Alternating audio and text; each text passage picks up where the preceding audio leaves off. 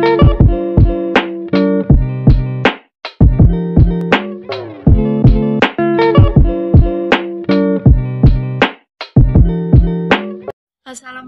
warahmatullahi wabarakatuh. Saya di sini akan menjelaskan tentang pengertian aset tetap dan karakteristik aset tetap.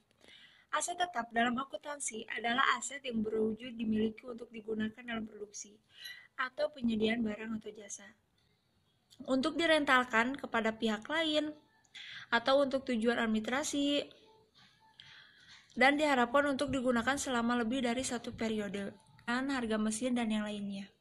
Bisa memberikan banyak manfaat pada masa yang akan datang. Karakteristik aset tetap mempunyai wujud fisik, tidak untuk diperjual kembali, mempunyai nilai material. Harga dari sebuah aset yang cukup signifikasikan, yakni seperti harga tanah, harga bangunan. Assalamualaikum warahmatullahi wabarakatuh. Saya Amelia Rohmatul Alam akan menjelaskan penilaian aset tetap dan akun-akun yang tergolong aset tetap. Penilaian aset tetap. Aset tetap dinilai berdasarkan harga perolehan atau at cost. Harga perolehan atau at cost adalah semua pengeluaran yang dilakukan untuk memperoleh aset tetap tersebut sampai dengan aset tersebut siap untuk digunakan. Harga perolehan ini juga disebut dengan biaya historis atau historical cost. Pertimbangan dalam menetapkan nilai aset yang diperoleh berdasarkan biaya historis adalah: poin pertama, pada tanggal akuisisi biaya mencerminkan nilai pasar yang wajar. Poin kedua, biaya historis melibatkan transaksi yang sebenarnya. Poin ketiga, keuntungan dan kerugian tidak boleh diantisipasi tetapi harus diakui ketika harta itu dijual. Harga pokok atau harga perolehan merupakan dasar yang digunakan pada tanggal akuisisi karena kas atau harga ekuivalen kas adalah yang paling baik untuk mengukur nilai harta tersebut pada saat itu. Harga pembelian, biaya angkutan, dan biaya instalasi dipandang sebagai bagian dari harga pokok aset tetap. Akun-akun yang tergolong aset tetap. Banyak jenis akun dalam perusahaan yang tergolong dalam aset tetap, namun klasifikasi aset tetap yang dibuat oleh perusahaan biasanya terdiri dari tanah, gedung, kendaraan, peralatan kantor, mesin-mesin pabrik. Semua jenis aset tetap di atas adalah aset yang digunakan untuk perusahaan dalam melaksanakan kegiatannya sehari-hari. Kepemilikan aset tetap tersebut tidak untuk diperjualbelikan, namun untuk memperlancar kegiatan perusahaan. Sebagai contoh, tanah. Tanah yang dimaksud di sini adalah tanah di mana perusahaan itu berada.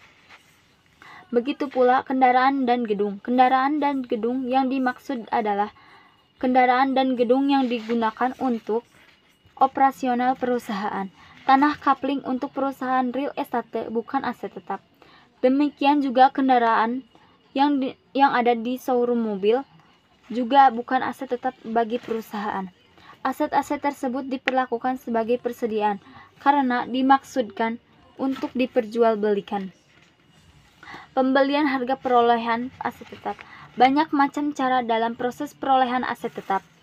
Nanti saya akan posting satu-satu dan contoh kasusnya, diantaranya dibeli secara tunai, dibeli dengan cara mencicil, pertukaran, dibangun sendiri, dibeli dengan saham. Pada konsep dasarnya, perolehan aset tetap diakui sebesar harga perolehan. Apa itu harga perolehan? Harga perolehan adalah seluruh biaya yang dikeluarkan untuk memperoleh aset tetap tersebut, mulai dari biaya pembelian hingga semua biaya yang timbul hingga aset tetap tersebut siap digunakan atau dioperasikan. Singkatnya, harga beli ditambah semua biaya yang timbul dari proses pembelian hingga aset siap digunakan. Aset tetap dibeli tunai. Aset tetap yang diperoleh dengan dibeli secara tunai dicatat sebesar nominal yang dibayarkan. Biasanya terdiri atas harga beli aset tetap, termasuk juga di dalamnya biaya impor dan PPN. Masukan ditambah dengan semua biaya yang dikeluarkan untuk mendapatkan aset tetap tersebut, seperti beban angkut, biaya pasang, ongkos balik nama, beban bongkar muat, juga biaya seperti membayar profesional yang dibutuhkan. Dan apabila dalam pembelian tunai aktiva tetap terdiri dari berbagai macam aset tetap, maka harga perolehan Harga pokok masing-masing aset tersebut ditetapkan berdasarkan harga pasar relatif. Apabila harga pasar relatif tidak diketahui, maka alokasi harga perolehan aset bisa dilakukan berdasarkan surat bukti dari suatu entitas atau lembaga independen, misalnya pajak. Contoh soal, PT Blimbing yang beroperasi di Kota Malang membeli sebuah mesin dari perusahaan supplier di Surabaya seharga Rp1.000.000, PPh 22 sebesar 7,5%. PT Blimbing, mesin dikirim via kurir yang ditunjuk. Ongkos kirim dari Surabaya ke Malang sebesar Rp100.000 dan instalasi pemasangan mesin memakan biaya Rp50.000 dan asuransi pengiriman sebesar Rp15.000.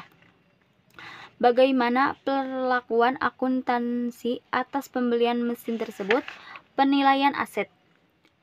Jika diuraikan, semua pengeluaran untuk memperoleh mesin tersebut adalah sebagai berikut.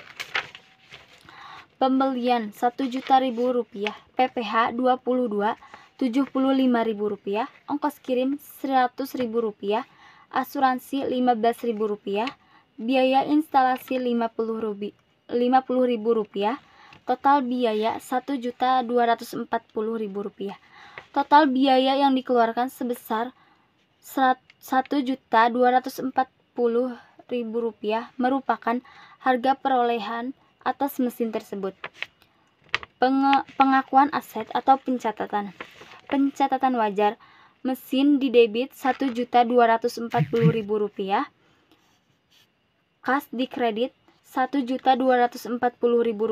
Pencatatan tidak wajar. Mesin didebit Rp1.000.000, PPh 22 didebit Rp75.000, ongkos kirim didebit Rp100.000, asuransi didebit Rp15.000, biaya instalasi didebit Rp50.000, kas dikredit Rp1.240.000. Sekian dari saya. Wassalamualaikum warahmatullahi wabarakatuh. Assalamualaikum warahmatullahi wabarakatuh. Nama saya Armelia Hermawati, kelas 12 akuntansi dari kelompok 1. Di sini saya akan melanjutkan materi yang sebelumnya sudah disampaikan oleh rekan. Di sini saya akan menjelaskan dua materi. Yang materi pertama yaitu penentuan harga perolehan aset tetap, kemudian materi yang kedua yaitu penyusutan aset tetap. Pembelian aset tetap secara gabungan atau lumpusan. Apabila aset tetap yang dibeli secara gabungan atau lebih dari satu jenis aset tetap, harga perolehannya dialokasikan atau dibagi kepada masing-masing aset tersebut. Aset yang dicatat adalah harga perolehan, bukan taksiran dari fiskus, tapi setelah ditambah pembagian selisih harga beli secara keseluruhan yang sudah didistribusikan. Kemudian dari materi yang kedua yaitu penyusutan aset tetap, di mana aset tetap yang dipakai untuk operasi bisnis perusahaan mengalami penurunan nilai manfaatnya.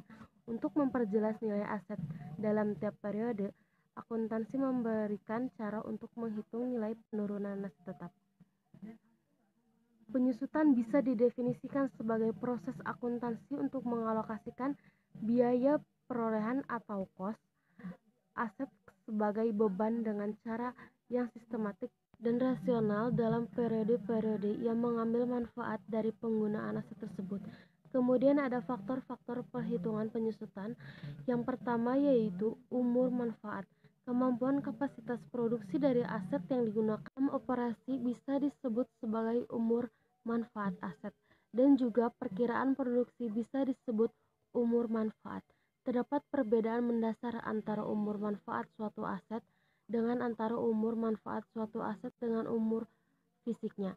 Seperangkat mesin mungkin secara fisik mampu memproduksi suatu produksi tersebut selama bertahun-tahun di luar manfaatnya. Kemudian yang kedua yaitu ada nilai sisa atau nilai residu, di mana taksiran jumlah yang akan diterima pada saat aset itu dijual atau ditarik dari penggunaannya bisa disebut sebagai nilai pelepasan atau disposal. Mungkin cukup sekian yang dapat saya sampaikan, kurang lebihnya mohon maaf. Wassalamualaikum warahmatullahi wabarakatuh. Assalamualaikum warahmatullahi wabarakatuh. Saya Binda Humaira. Saya di sini akan menjelaskan materi mengenai metode penyusutan aset tetap. Metode penyusutan aset tetap.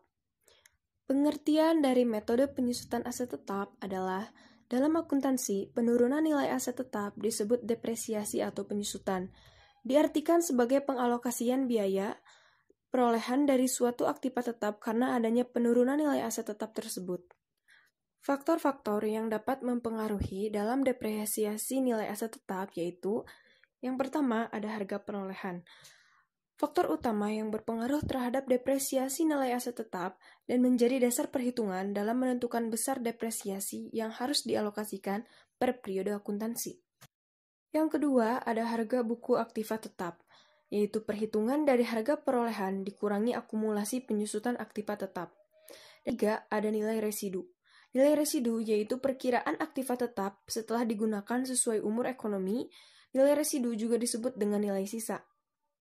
Yang terakhir, ada umur ekonomis, yaitu suatu aktiva tetap memiliki dua jenis umur, yaitu umur fisik dan umur fungsional. Untuk umur fisik, berkaitan dengan suatu kondisi fisik dari aktiva tetap tersebut masih dalam keadaan yang kondisi baik, sedangkan umur fungsional berkaitan dengan kontribusi atau manfaat aktiva tetap tersebut dalam penggunaan. Umur ekonomis digunakan dalam memperkirakan usia barang atau batas waktu penggunaan barang. Metode-metode penyusutan aset tetap adalah sebagai berikut. Yang pertama, metode penyusutan garis lurus atau straight line method. Perhitungan dalam metode ini paling sederhana dan umum, di mana beban penyusutan aktiva tetap per tahunnya sama hingga akhir umur ekonomis dari aktiva tetap tersebut. Selain itu, metode garis lurus bisa digunakan untuk menyusutkan aktiva fungsional yang tidak berpengaruh besar kecilnya dari volume produk atau jasa yang dihasilkan, misalnya peralatan kantor dan bangunan. Rumus perhitungan dengan nilai sisa adalah penyusutan harga perolehan dikurangi nilai sisa dibagi umur ekonomis. Rumus perhitungan tanpa nilai sisa adalah penyusutan harga perolehan dibagi umur ekonomis. Yang kedua, metode penyusutan saldo menurun ganda atau double declining balance, yaitu menghasilkan perhitungan beban penyusutan periodik yang semakin menurun selama estimasi masa manfaat aset tetap. Rumusnya adalah depresiasi sama dengan 2 kali 100% dibagi umur ekonomis dikali harga perolehan nilai sisa. Yang ketiga, ada metode penyusutan jumlah angka tahun, yaitu merupakan penyusutan dipercepat berdasar pada pertimbangan biaya perawatan atau maintenance, serta perbaikan aktiva tetap semakin lama cenderung bertambah seiring pertambahan usia aktiva tetap itu sendiri. Rumusnya adalah depresiasi sama dengan sisa umur penggunaan dibagi jumlah angka tahun dikali harga perolehan nilai sisa. Yang keempat, ada metode penyusutan satuan jam kerja atau service hours. Beban penyusutan aktiva tetap ditentukan berdasarkan jumlah satuan produk yang dihasilkan dalam periode yang bersangkutan. Rumusnya adalah biaya penyusutan per tahun sama dengan jam kerja yang dapat dicapai dikali tarif penyusutan per jam. Tarif penyusutan per jam sama dengan harga perolehan nilai residu dibagi total jumlah jam kerja penggunaan aset tetap.